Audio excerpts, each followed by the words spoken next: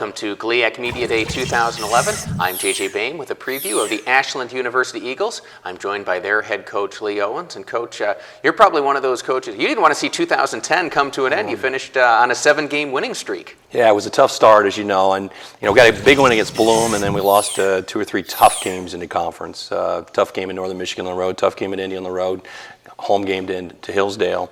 The guys really bowed up and found a way to put a bunch of wins together at the end, 7 in a row at the end, and beat some really good teams down the stretch. And unfortunately, didn't get a chance to play in the postseason because I think we were playing pretty good at the end of the season.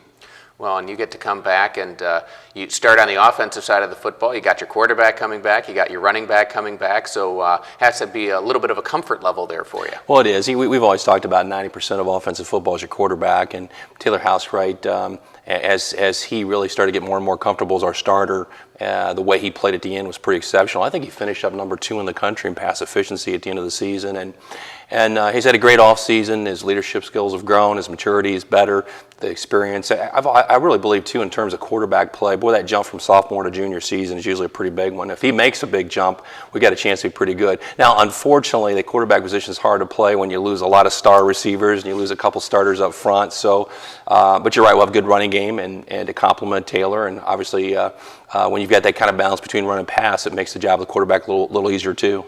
Yeah, you talk about those receivers. It seemed like Joe Horn had about 6 years of eligibility, but I know he only played 4. But with him and the other guys departing, it is going to mean new targets for Taylor to throw to. Yeah, we lost 5 senior wide receivers and 5 senior offensive linemen, and they weren't all starters, but they'd really taken a lot of snaps. So it's really hard, and when you have limited scholarships in Division II, you're gonna take a hit at a position or two occasionally through that kind of attrition of athletes, and so we've got some young guys to step in, and a few guys who've had great springs, but it's kind of wait and see who really emerges after we get into camp. And you mentioned running back. Obviously, DJ McCoy had a fine season for you last year. I'm sure you expect nothing less in 2011. Well, DJ has a chance to break the all-time rushing record. And when you talk about Ashland and tailbacks and rushing records with Coach Martinelli's legacy there, you've done some pretty good running over the years, and he has. And he's really had a great summer. He's stronger and better shape than he's ever been in. He's determined, to have a great year and be one of the leaders on the team. So obviously, if you've got a few holes on offense, with the great tailbacks that we have and the quarterback situation, you feel like we're going to be able to move the ball and make first downs. And plus, we've got really good special teams, and I think the strength of our football teams is our defense.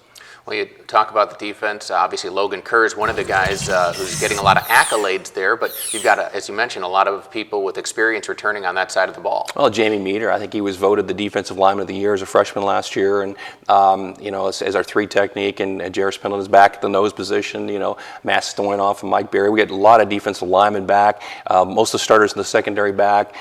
Experience at linebacker back. So really we have a chance, and that staff. Coach Rose this is his 3rd season, so the guys know what to expect, and he's been through the league a couple times, so defensively we feel like we're going to have a good year. And when you start off with the tough schedule we do with Bloom and with Indy and with Northern and with Hillsdale, you just don't have time to find yourself, so you've got to be strong defensively coming out of the gate, strong enough that you can win those tough games, and then be sound on special teams. Greg Berkshire had an unbelievable offseason, winning a gold medal kicking and punting for Team USA, and we have 10 of our top 11 guys on special teams and productivity points returning this year. So we think we can create some field position and change momentum of games just with our special teams.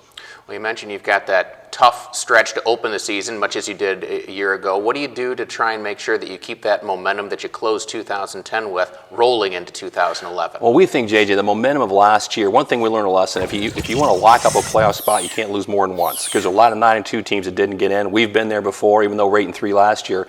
So you really only can slip up one time during the course of your league competition if you want to lock up a spot. That was a lesson learned. We used the momentum of last year to know, let's not get our back against the wall again, okay, and let's come out playing like we did at the end of the year. And we try to, from recruiting season to winter workouts to spring football to our summer conditioning, just build on that momentum. We think we did with a big recruiting class. We think it's the best group of recruits we've signed since I've been there. Well, obviously that has you smiling, and hopefully it'll mean good things for Ashland in 2011. Lee Owens, good luck to you and the Eagles. Thanks, JJ. And we thank you for joining us and hope you have enjoyed this 2011 GLIAC Media Day preview of the Ashland University Eagles.